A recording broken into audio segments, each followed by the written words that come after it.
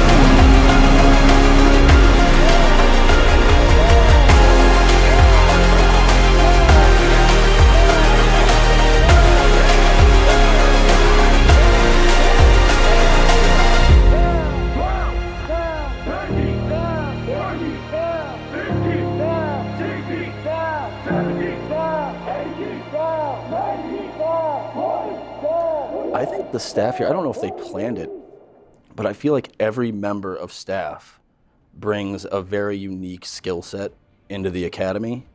Each of them are pretty inspiring in their own way, too. Sergeant Lopez has her military experience, and she's, I don't know if I'm allowed to say, she's pretty badass. Costa is a constitutional genius. Lieutenant Hitchcock's that for the whole class, like a father figure. In terms of like guest instructors too, I mean, Chief Valatis.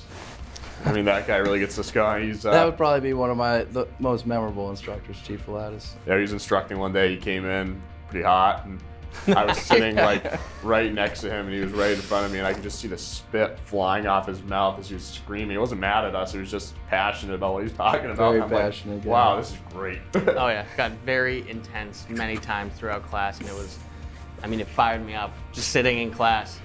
Yeah, Sergeant Lopez, who was staff that day, actually came out of the staff office to check in just to make sure we were okay because he was screaming so loud. You would think we did something bad. You would think. And Officer Kuchar too, he's always got like words of wisdom for us. Something at the end of the day, he'll usually give like a speech. I don't know. I don't have Sergeant Baron pegged really. He just knows everything. Like he's so like. He's a wild card. Yeah. Definitely a wild card. It's gonna sound totally lame, but I feel like Lieutenant Hitchcock giving out super poignant fist bumps on the way out the door to do PT was actually pretty motivational. It gave us so much energy. And that fist bump just like fired us all up. Did that a couple times. The whole class agreed that just recharged us. And Pedal to the metal after that. It was just so inspiring. Like we were all beaten up. And Lieutenant Hitchcock was up at the top of the stairs, and he kind of could tell, I think, that we're all just smoked. Yeah, it felt like it was like Super Bowl Sunday. You know, Coming out of the tunnel. Coming out of the tunnel, getting ready to go at it. His ability to change gears is pretty wild. He'd go from patting you on the back to shredding you, and then right back to patting you on the back. It's pretty wild. I still don't know if he likes me at all. He's just disappointed. Colson's from Agawam, as you can see. And, you know, first day, it's hot out. Everybody's emotions are all over the place. One of the instructors just got the microphone, got his cell phone, and started playing the Six Flags theme song. I knew just trying to get one of us to do it. It wasn't going to be me. Honestly, thank God for the masks, because I cracked a smile when that happened. It was like, okay, it was a brief moment of happiness, if you will, in that The one time the terrible mask day. saved you. I lost it. Thank God I was wearing a mask. But it was just, that moment will stick with me forever.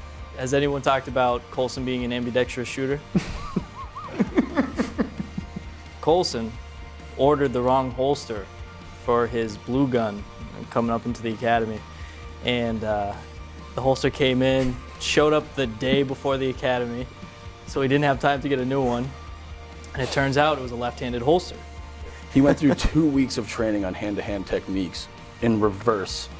And then magically he came one week and had it on his other hip. And I don't think anybody noticed it. He just played it off beautifully. Until one of the instructors said, "Oh, we got one lefty in the group," and we all were like, "No, we don't." It's like week 4 where he got a right-hand holster, and they're like, "Where's our lefty?" Yeah, which silent, didn't say a No word. rose her And then we're like, Wilson. He's like, "I'm right-handed." And I think there were 3 instructors asking him questions as to why he's now a righty. Are you Oh, left it's so or funny. right-handed? Both, I think. I went through DT backwards, okay? Yeah. We've been teaching you left-handed for 2 weeks. So that was pretty funny. He played that off pretty well. I think one of my favorite parts about this academy so far is like the little things that kind of fly under the radar. You know, they're funny amongst us. Things happen. You know, it happens in every class. I'm not going to specifically point anybody out, but he forgot his PT forgot his PT shoes one day. And fortunately, somebody had an extra pair, but they were in their vehicle. So. And that was the day we were doing 1,000 step-ups. We did do 1,000 step-ups that day. So I almost had to do 1,000 step-ups in these parade glossed boots. But he flip-flopped his way over. Yeah, as cover, he takes the trash out. He's running in his shorts and t-shirt, brings a bag of trash out, throws in the dumpster, goes in Smith's car, gets the shoes, and comes back. And I did those 1,000 step-ups. Like nothing ever happened. It's somebody else's shoes. Hey, you know the expression, you ever walk a mile in someone else's shoes? You did it, buddy. I have. I've walked 1,000 You steps did in it, somebody buddy. else's shoes. So me and Pimpera and hula hoop, and we're like simulating what we thought was we had to block punches and then give strikes. So that's what we're doing, like an MMA training camp. And you know, one of us misheard the directions, and we're only supposed to block. So then I just hear, "Colson, you're only supposed to be blocking." And you know, thank God for the mask, because we were just losing it under our masks.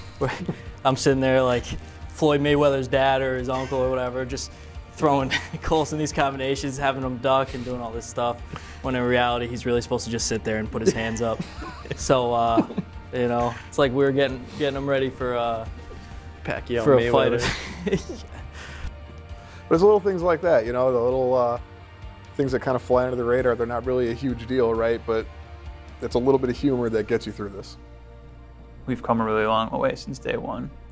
You know, it felt so long ago, and since the first day, we've gone through so many different variables of the academy, and you know, we've all become better people from it. And definitely building camaraderie too between everyone. Yeah. Yeah, I'd definitely say that's, besides evac, that's probably the best part. That's probably the best part of the academy. Yeah, I mean, I don't know I knew like 2 people coming into this, and now I feel like, I feel like I've known you guys forever. It's pretty strange. It's only been a few months. And, Yeah. We all get along very well. Yeah. I mean, I think having a smaller class definitely helps too. Mm-hmm. Yeah. One thing that I was talking about with some of the past students, which again, I didn't really believe at first, was that academy flies by. And like you said, first 3 weeks, so slow. I was so excited for the weekend. And now looking back at it now with only 13 days left, I feel like it went by so quick. And I'm gonna miss it, honestly. I'm excited to go out and start to, you know, apply what I've learned, but I'm gonna miss the friendships and the connections that I made and seeing these guys every day. Usually. I don't think it went by that fast for me. It's been a long 6 months, and I think it all kind of dragged. It's actually been speeding up towards the end a little bit for me, but I feel like I've been here forever. This building's a prison. And that soccer field is like the gates of hell. But I'm definitely excited to get out of here, get on the road, and we've just been learning a lot, and it's time to get out there and just apply it and get that real world experience.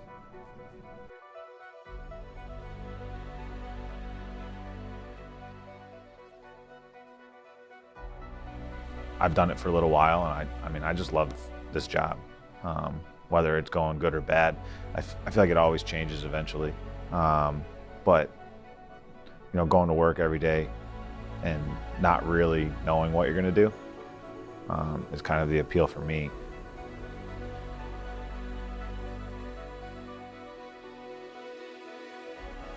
Most of my family's on the other side of the law, and I just thought, you know, my whole life, you know, growing up around that and seeing, you know, the struggles and having the experience with this stuff, that I can bring an aspect of relatability, you know, when I deal with these situations, and you know, conviction with what I'm doing. And I just feel like the conviction when you're dealing with people in crisis, whether it's alcohol, drugs, just criminal behavior in general, the conviction that you have behind, you know, dealing with them can have a, you know, a good outcome on, you know, how they view your interaction, and, you know, possibly make a different decision when they get out of jail or post arrest, or, you know, hopefully next time before they create a criminal act that they think about, you know, that interaction with the officer and how he helped me.